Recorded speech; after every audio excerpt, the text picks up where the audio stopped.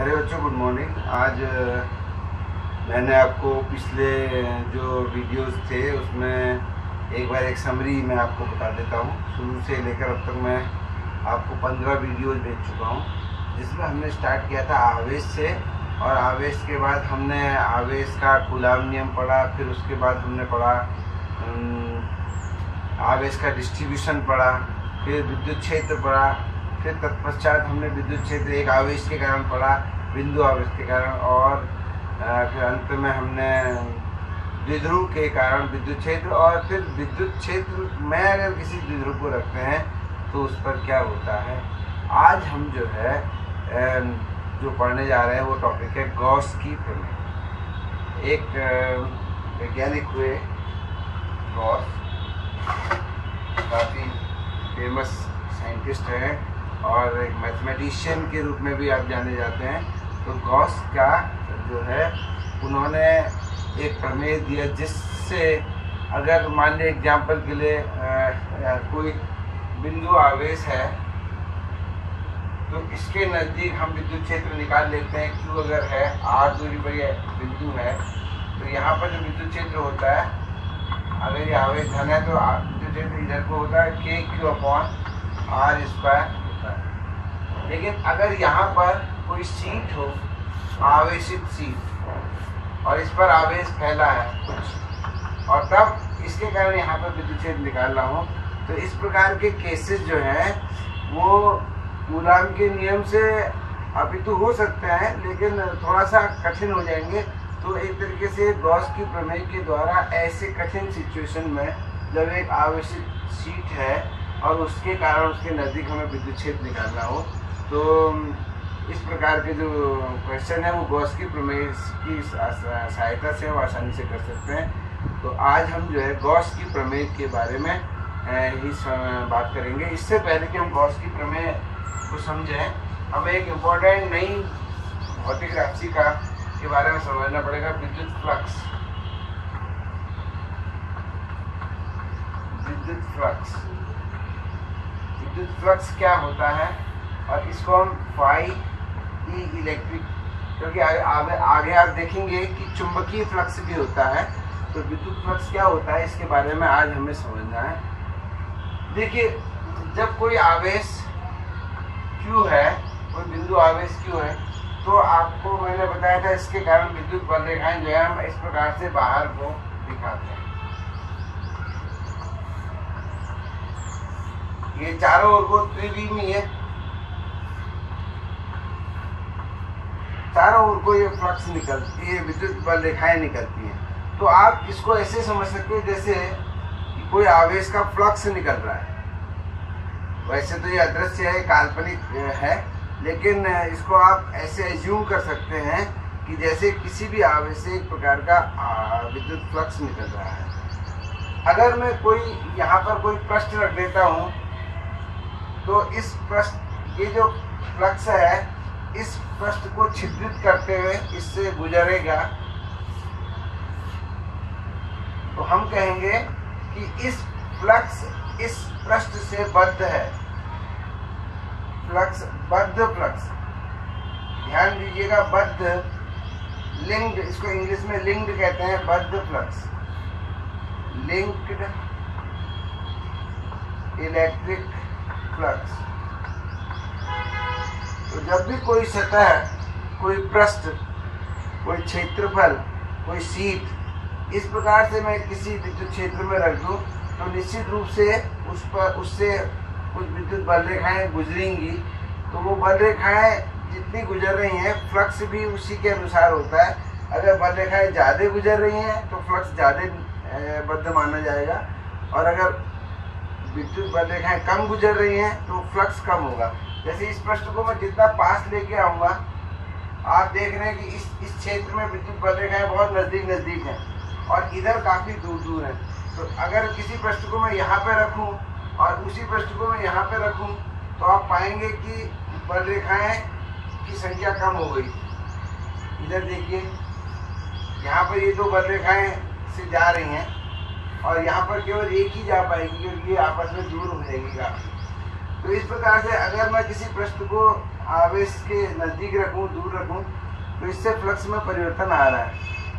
तो ये जो चीज़ है जो मैं कह रहा हूँ कि इस पृष्ठ से कितना फ्लक्स गुजर रहा है, इस फ्लक्स को हमें निकालना है। और ये फ्लक्स को निकालने का क्या तरीका है, मोटे मोटे तौर पे अगर कहीं पर विद्युत क्षेत्र है, मान लो विद्युत क्षेत्र मेरी तरफ से आपकी ओर को है, और अगर मैं ऐसे एक पृष्ठ रख दूं तो फ्लक्स उससे गुजरेगा।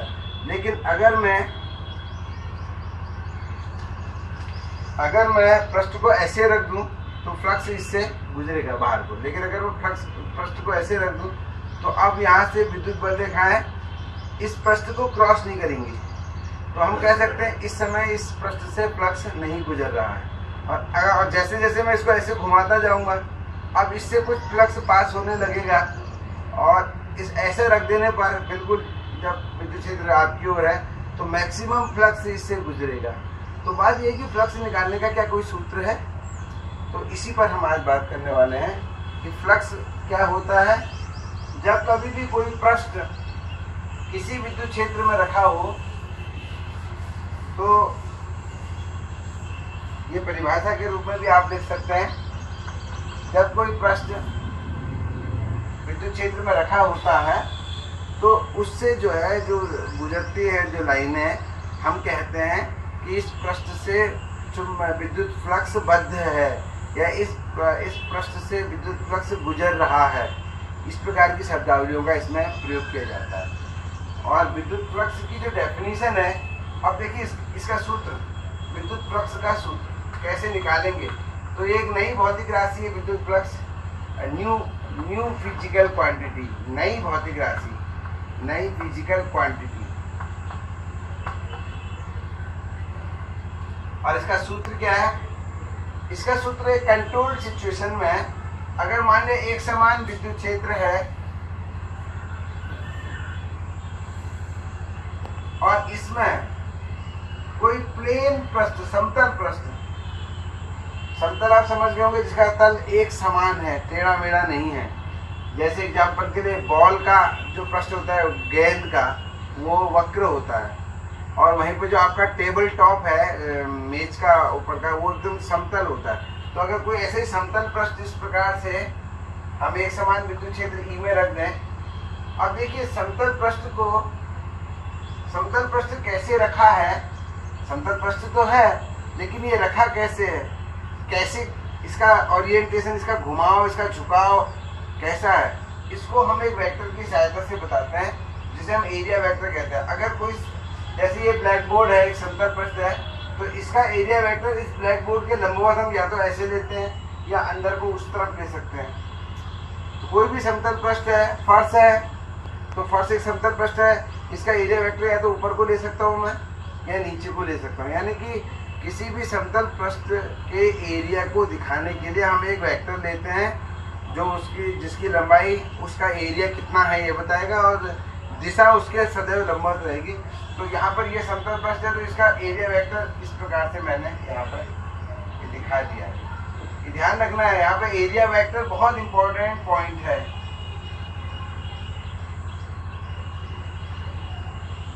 ये हमारा एरिया वेक्टर है जो इस समतल के बारे में बता रहा है, और यह समतल इस विद्युत क्षेत्र में कैसे रखा है, तो ये इस प्रकार से रखा है। मान लीजिए विद्युत क्षेत्र इधर को है तो ये ऐसे रखा है, ऐसे, इसका एरिया वेक्टर ऐसे ऊपर को, ये ऐसे भी रखा हो सकता है। अगर ऐसे हो जाएगा तो एरिया वेक्टर विद्युत क्षेत्र के समांतर हो जाएगा, और अगर ऐसे हो जाएगा तो एरिया वेक्टर ऊपर को लंबवत हो जाएगा। तो इसी प्रकार से ये एरिया वेक्टर है। अब यहाँ पर जैसे याद कीजिए, मैंने आपको बताया था विद्युत क्षेत्र में द्विध्रुव कैसे रखा है, तो यहाँ पर वहाँ पर द्विध्रुव कैसे रखा है इसका पता लगता था P और E के बीच के कोण से, थीटा से। यहाँ पर ये पृष्ठ इस विद्युत क्षेत्र में कैसे रखा है, यहाँ पर इस एरिया वेक्टर और विद्युत क्षेत्र के बीच का जो ये कोण है थीटा, इससे पता लगेगा। तो अगर कोई ऐसा पृष्ठ, समतल पृष्ठ किसी एक समान विद्युत क्षेत्र में रखा है तो तब फ्लक्स का जो सूत्र है फाई ई बराबर ई डॉट ए, ये सूत्र है। और ये this is the basic formula. जब कभी भी फ्लक्स निकालेंगे तो यही बेसिक फॉर्मूला वहाँ पर किसी न किसी रूप में उपस्थित होगा। जिस प्रकार से क्षेत्रफल हम जब निकालते हैं तो आपको याद होगा लंबाई गुणा चौड़ाई से निकालते हैं। तो लंबाई गुणा चौड़ाई हर चीज़ में तो नहीं होती, जैसे व्रत है, व्रत के क्षेत्रफल में ना लंबाई होती ना चौड़ाई होती है। इसी प्रकार से कोई टेढ़ी मेढ़ी सीट है ऐसी, अब इसका क्षेत्रफल निकाला, क्षेत्रफल तो इसका भी है बट इसकी लंबाई चौड़ाई नहीं है। तो यहाँ पर हम क्षेत्रफल कैसे निकालते हैं, जबकि क्षेत्रफल का जो सूत्र है हमारे पास है, वी हैव क्षेत्रफल बराबर लंबाई गुणा चौड़ाई। लेकिन टेढ़े मेढ़े पृष्ठ में या वृत्त के क्षेत्रफल निकालने में हम लंबाई गुणा चौड़ाई का प्रयोग नहीं करते हैं। ऐसा लगता है आपको बाहर, अगर आप उसको माइन्यूटली देखें या अगर आप उस सूत्र को लंबाई गुणा चौड़ाई वाले सूत्र को अगर वृत्त में भी देख पा रहे हैं तो समझिए कि आपको क्षेत्रफल का अच्छा आइडिया है। इसी प्रकार से हम जब भी फ्लक्स निकालेंगे यही जो सूत्र है, ये बेसिक सूत्र हमारे बैकग्राउंड में चलेगा। अब देखिए क्षेत्रफल का जो सूत्र है वो तो आयत के लिए लिखा गया है। लंबाई अगर l है, चौड़ाई अगर b है, तो क्षेत्रफल बराबर लंबाई गुणा चौड़ाई होता है। लेकिन वहीं पर हम वृत्त का क्षेत्रफल निकालते हैं तो पाई आर स्क्वायर क्षेत्रफल हो जाता है। और लंबाई गुणा चौड़ाई, ये जो सूत्र है लंबाई गुणा चौड़ाई, ये इसमें कहीं निहित है। अगर आप लंबाई गुणा चौड़ाई से इसका, अब दिक्कत आपको क्या है कि इसमें लंबाई और चौड़ाई को हिसाब किताब लगाना थोड़ा सा मुश्किल होगा आपके लिए। तो इसी सूत्र का प्रयोग करके ये नया सूत्र इससे उत्पन्न होता है जिसे हम वृत्त का क्षेत्रफल कहते हैं। इसी प्रकार से जितने भी बार हम फ्लक्स निकालेंगे बेसिक सूत्र यही रहेगा। इसका माना अगर एक समान विद्युत क्षेत्र है और कोई समतल पृष्ठ उसमें रखा है तब फ्लक्स का सूत्र ये होगा। इसको अगर मैं थोड़ा सा और खोल दूं, फ्लक्स बराबर, क्योंकि डॉट गुणा है तो ई डॉट ए बराबर बच्चों होता है ई ए कॉस थीटा, ये कॉस थीटा। तो अब यहाँ पे देखिए ई यहाँ पर है, ए भी है, ये दोनों फिक्स हैं। फ्लक्स थीटा पर निर्भर कर रहा है और कॉस थीटा के डायरेक्टली सब प्रोपोर्शनल है। इसका माने अगर मैं थीटा और फ्लक्स में ग्राफ खींचूं तो इस प्रकार का ग्राफ आएगा, ये कॉस थीटा का वक्र है। इसका माने जब थीटा शून्य तो फ्लक्स जो है ई ए होगा, और जब थीटा 90 हो जाएगा तो फ्लक्स शून्य, जब थीटा 180 हो जाएगा तो फ्लक्स दूसरी दिशा में माइनस ई ए हो जाएगा, और फिर 270 में 0 और फिर 360 में मैक्सिमम फ्लक्स। अगर आप द्विध्रुव वाला देखें तो द्विध्रुव में जो बलाघूर्ण था टाउ,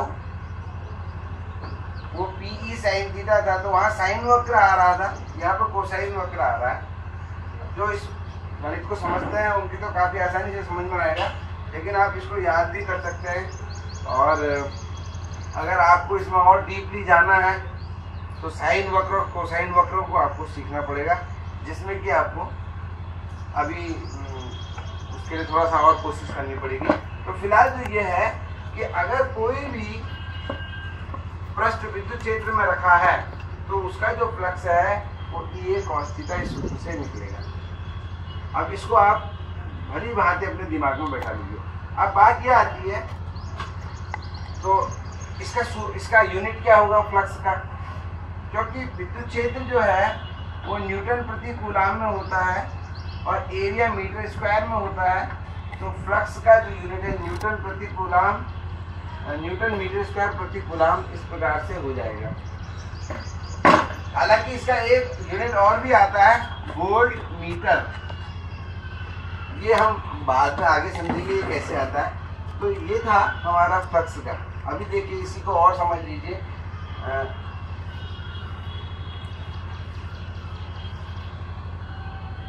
ध्यान रखना है कि ये जो सूत्र हमने लिखा है ये केवल एक ही सिचुएशन में लगेगा, जब एक समान विद्युत क्षेत्र है और समतल पृष्ठ है। अगर एक समान विद्युत क्षेत्र नहीं है और समतल पृष्ठ नहीं है तब इस सूत्र को हम कैसे प्रयोग करेंगे देखिए। मान लीजिए अब विद्युत क्षेत्र असमान है, असमान विद्युत क्षेत्र में, असमान विद्युत क्षेत्र में विद्युत फ्लक्स का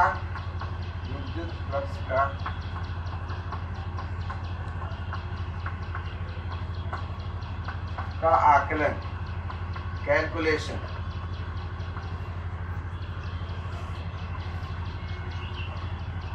मान लीजिए ये असमान विद्युत क्षेत्र है और हम यहाँ पे और जनरलाइज मान लिया पृष्ठ भी एक समतल नहीं है, थोड़ा सा घुमा हुआ है। अब ऐसे में हम फ्लक्स कैसे निकालेंगे? तो क्योंकि हमारे पास सूत्र है फ्लक्स बराबर ई डॉट ए। अब इसमें ई तो अलग अलग जगह पर अलग अलग है, दिशा भी अलग है और ए भी घुमा हुआ है।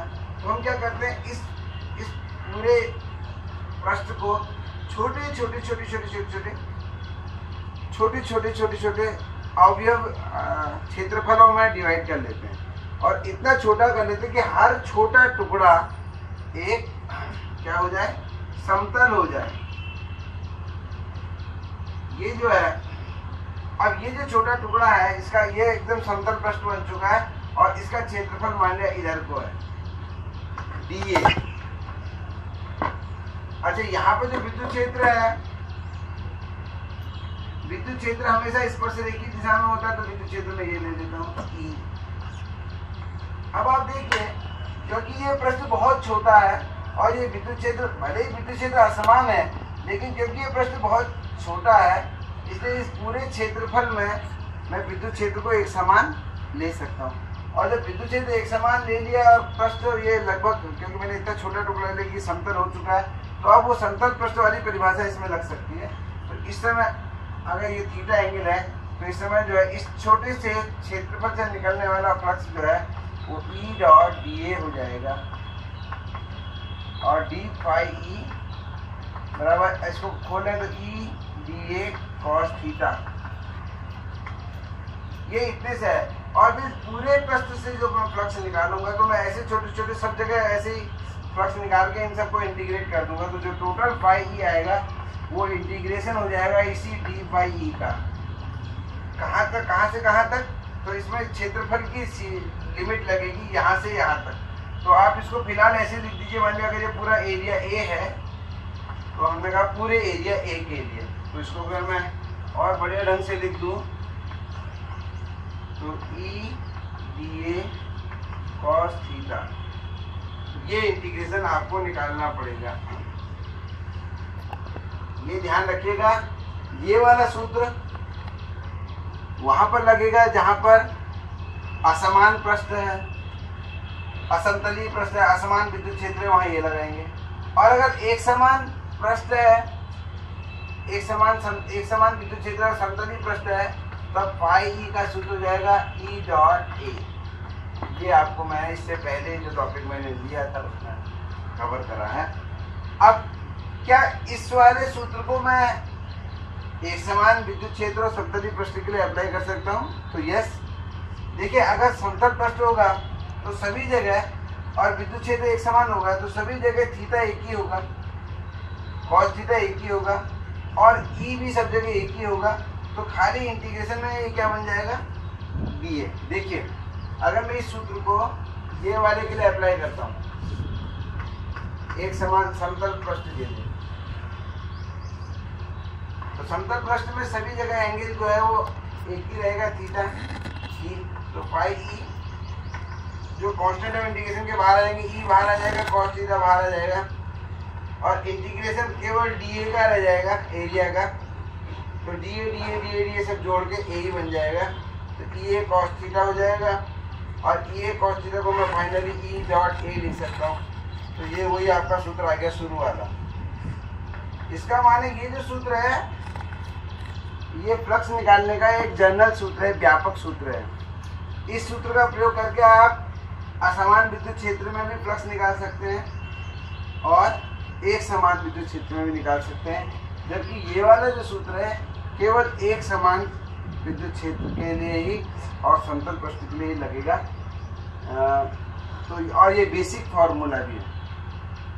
तो मुझे लगता है कि ये आपकी समझ में आ गया होगा किस प्रकार से हम विद्युत क्षेत्र अगर है, विद्युत क्षेत्र में फ्लक्स कैसे निकालते हैं। फ्लक्स होता क्या है, किसी भी आवेश, अगर कोई विद्युत क्षेत्र है किसी स्थान पर तो निश्चित रूप से वहाँ कुछ बल रेखाएं खींची जा सकती हैं, और अगर वहाँ पर कोई पृष्ठ रखा है तो उस पृष्ठ से वो बल रेखाएं जरूर गुजर रही होंगी।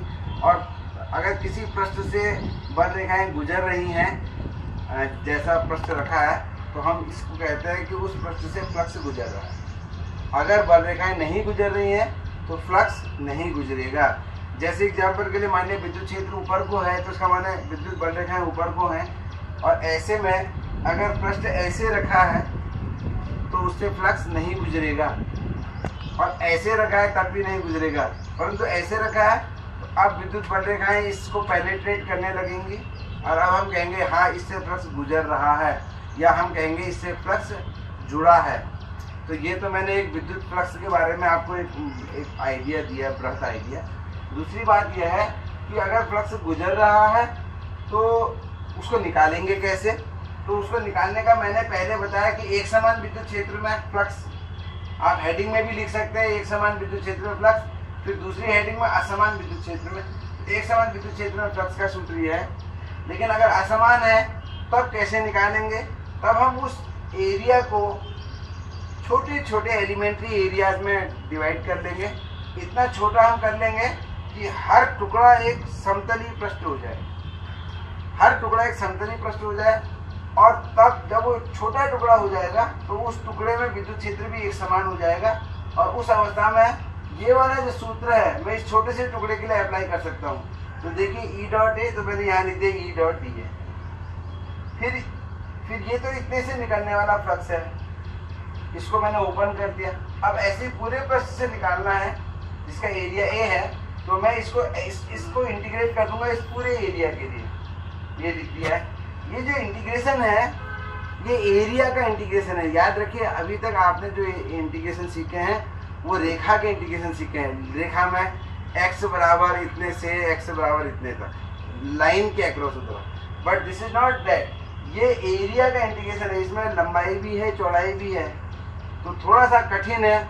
वैसे आपके लिए आउट ऑफ कोर्स भी है क्योंकि 12th लेवल में एरिया का इंटीग्रेशन सिखाया नहीं जाता। लेकिन हम इस एरिया के इंटीग्रेशन का ऐसी चतुराई से प्रयोग करेंगे, आगे आप देखेंगे कि हमें इसको निकालने की आवश्यकता ही नहीं पड़ेगी। यानी कि हम बिना निकाले ही इसका आंसर निकाल लेंगे। ऐसी टेक्निक, इसी टेक्निक को गॉस ने डेवलप किया, और गॉस ने क्या किया कि इस एरिया इंटीग्रेशन को अपने कॉन्सेप्ट से, गॉसियन सरफेस के कॉन्सेप्ट से पूरी तरह इजीली सॉल्व कर लिया, ताकि एरिया के इंटीग्रेशन की हमें आवश्यकता ही ना पड़े। और इस ढंग से गॉस ने इसका इस्तेमाल करके फ्लक्स निकालना, और उसके बाद फिर अपनी एक थ्योरम भी दी। तो आप इसको ज़रा एक बार भली प्रकार समझ लीजिए। 3-4 बार आपको इस कॉन्सेप्ट को समझने के लिए 3-4 बार इस वीडियो को देखना पड़ेगा, और तभी आपकी ये समझ में आएगा। मैं अगले वीडियो में आपको गॉस थ्योरम के बारे में बताऊंगा। Thank you.